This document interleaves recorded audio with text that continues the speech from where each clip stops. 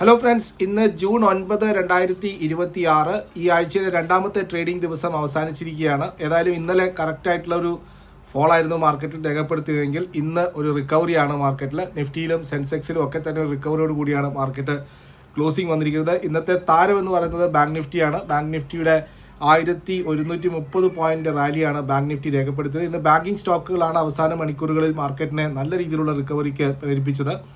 Nifty 119 പോയിന്റും Sensex 394 പോയിന്റേയും റിക്കവറിയാണ് ഇന്ന് കാണിച്ചത്.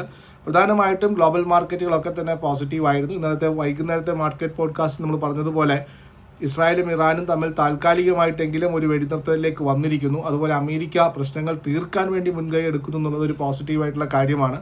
അതിനെ തുടർന്ന് ആഗോള വിപണികളിൽ എണ്ണ വില വളരെ നല്ല രീതിയിൽ താഴ്ന്നിട്ടുണ്ടായിരുന്നു. ഇപ്പോൾ ബ്രന്റ് ക്രൂഡ് $90 അതുപോലെ തന്നെ ലൈറ്റ് ക്രൂഡ് $87 ഇപ്പോൾ ട്രേഡ് ചെയ്തുകൊണ്ടിരിക്കുന്നത്. മാർക്കറ്റ് അമേരിക്കൻ മാർക്കറ്റുകൾ ഇപ്പോൾ നെഗറ്റീവായിട്ടാണ് പോകുന്നത്. എങ്കിലും എനിക്ക് തോന്നുന്നു FISന്റെ സെല്ലിംഗ് ഒഴിച്ചു നിർത്തി കഴിഞ്ഞാൽ ഇന്ത്യൻ മാർക്കറ്റിൽ ഒരു കണ്ടിന്യൂസ് ആയിട്ടൊരു പോസിറ്റീവ് ഫിഗേഴ്സ് വന്നിരിക്കുന്നു. അതായത് മിഡ് ക്യാപ്പ് സ്മോൾ ക്യാപ്പ് ഓഹരികളിലും ഒക്കെ തന്നെ ഒരു നല്ല റാലി ഇന്നുണ്ടായിരുന്നു. അതിനർത്ഥം ബ്രോഡ് ബേസ്ഡ് മാർക്കറ്റിൽ ഒരു റാലി കണ്ടു എന്ന് തന്നെയാണ്.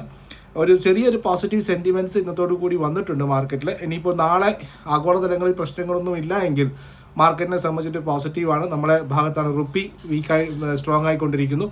അതുപോലെ തന്നെ ക്രൂഡ് $90 താഴെ ഇന്ന് ക്ലോസ് ചെയ്യുകയാണെങ്കിൽ മാർക്കറ്റിനെ പോസിറ്റീവായിട്ട് തന്നെ അത് ഇൻഫ്ലുവൻസ് ചെയ്യും. പക്ഷേ ആകെയുള്ളൊരു നെഗറ്റീവ് എന്ന് പറയുന്നത് FISന്റെ സെല്ലിംഗ് ആണ്. അത് കണ്ടിന്യൂസ് ആയിട്ട് പോയിക്കൊണ്ടിരിക്കുകയാണ്. ഇന്നും 4566 കോടി രൂപയുടെ സെല്ലിംഗ് ആണ് FISന്റെ ഭാഗത്ത് വന്നിരിക്കുന്നത്. അതേസമയം ആഭ്യന്തര ധനകാര്യ സ്ഥാപനങ്ങൾ 6159 കോടി രൂപയുടെ ബൈങ് നടത്തിയിരിക്കുന്നു.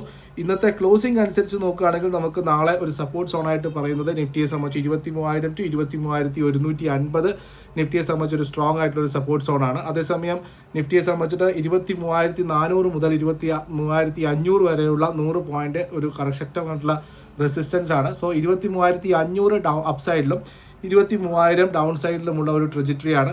ഏറ്റവും നല്ല രീതിയിലുള്ള ഏതെങ്കിലും പോസിറ്റീവ് അനൗൺസ്മെൻറ്റുകളോ ഗവൺമെൻറ്റിൻ്റെ ഭാഗത്തുനിന്നുള്ള ഏതെങ്കിലും അനൗൺസ്മെൻറ്റുകളോ ഈ ഒരു പോസിറ്റീവ് മൂഡ് നിൽക്കുന്ന സമയത്ത് വന്നിരുന്നു കഴിഞ്ഞാൽ മാർക്കറ്റിലൊരു നല്ല റിക്കവറി ഉണ്ടാകും. കാരണം FISന്റെ ഷോർട്ട് കവറിങ് വന്നിട്ടില്ല. FISന്റെ ഷോർട്ട് പൊസിഷൻസ് നോക്കിക്കഴിഞ്ഞാൽ ലോങ് പൊസിഷൻസ് കഴിഞ്ഞ 6 മാസത്തെ ഏറ്റവും താഴത്തെ നിലയിലാണുള്ളത്. സോ ഏതെങ്കിലും ഒരു നല്ല പോസിറ്റീവ് ന്യൂസ് വരികയാണെങ്കിൽ അവർ ഷോർട്ട് കവറിങ്ങിനായിട്ട് വരും. ആ ഒരു ഷോർട്ട് കവറിങ്ങിൽ നിഫ്റ്റിക്ക് ഒരു 200 മുതൽ 250 പോയിന്റ് റിക്കവറി ഉണ്ടാവേണ്ടതാണ്. പക്ഷേ ഇപ്പോഴും ഡാറ്റ നോക്കുന്നത് FISന്റെ ലോങ് പൊസിഷൻസ് 6 മാസത്തെ ഏറ്റവും കുറഞ്ഞ നിരക്കിലാണ്.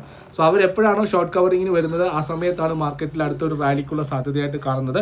ഏതായാലും നാളെ പോസിറ്റീവായിട്ടുള്ള സെഷൻ എക്സ്പെക്ട് ചെയ്യുന്നു. വേറെ ഗ്ലോബൽ പ്രശ്നങ്ങളൊന്നും ഇല്ല എങ്കിൽ ഇന്നത്തെ ക്രൂഡും അമേരിക്കൻ മാർക്കറ്റിൻ്റെ ക്ലോസിംഗും നമുക്ക് നോക്കേണ്ടതായിട്ടുണ്ട്. താങ്ക്